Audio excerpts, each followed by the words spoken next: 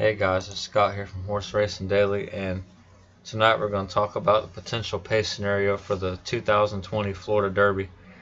And I think the pace scenario starts with Ete Indian. He's by far the speed of the speed.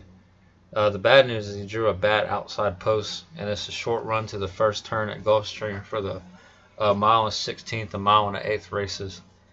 And I can give a little spoiler alert and say I'm not going to be going with Ete Indian in the Florida Derby, just because his only two choices from a pace wise is either use his speed and go, and I'll get into a minute some of the other speed horses that could potentially give him trouble in the race, and he's going to have to take off and clear out, and I don't like that he has to get an extra furlong, and he's probably not going to get the same type of breather that he got in the Fountain of Youth. Like once he was ridden kind of hard to make the lead, but then he kind of got a little bit of a mid-race breather. It didn't take much out of him. But this time, I don't see him getting that same kind of setup. Or they can choose to take him back, which they did kind of do back in the December race just a touch. But then you run the risk of being left 4 wide, and I don't think on a big race like that they're really going to try to experiment. I see him really wanting to try to spring forward and try to get the lead. And now we'll get into some of the other horses that could give him trouble, and I'll start with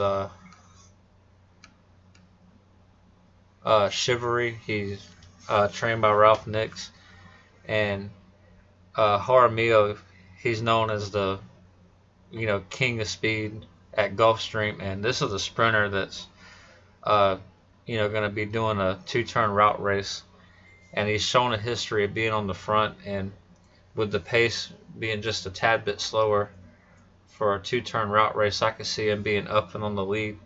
And with Jaramillo, that's I think where he does his best riding.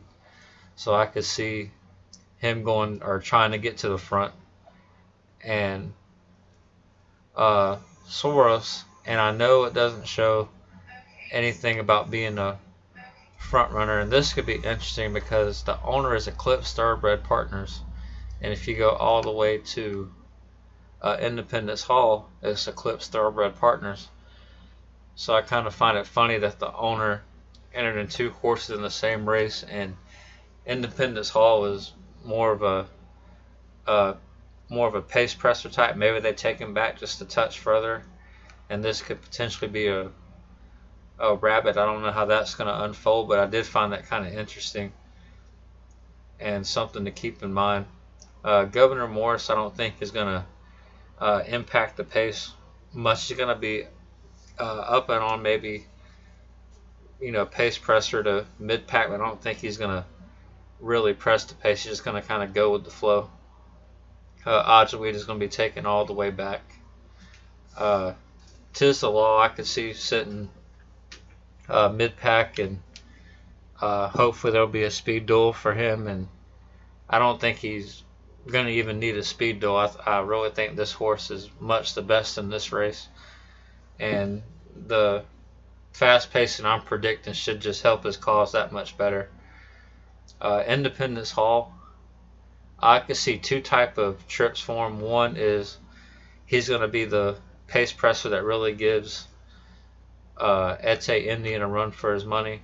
He's not going to let him out of sight, allow him to catch a breather. I do have to wonder how much of a toll will that take on Independence Hall, because I do think that he is a touch better horse. I'm not sure in the Sam F. Davis if he was fully cranked. I think you'll find out what this horse is about in this race. Or they may take him back further and let the other horse that's got the same owner do some of the dirty work and allow him to just kind of pick up the pieces. Candy Tycoon is going to be another interesting one because he showed early speed in his 2 prior races. And if you looked at the Fountain of Youth, you could see that Franco was trying to ask him a little bit, and he kind of got steady just a touch going in the first turn. And I wonder if that was enough to maybe take him off of his game a little bit. I'm not 100% sure. Y'all can watch the replay, or I'll do another video covering that tomorrow. But that's something to look out for that can maybe impact the pace.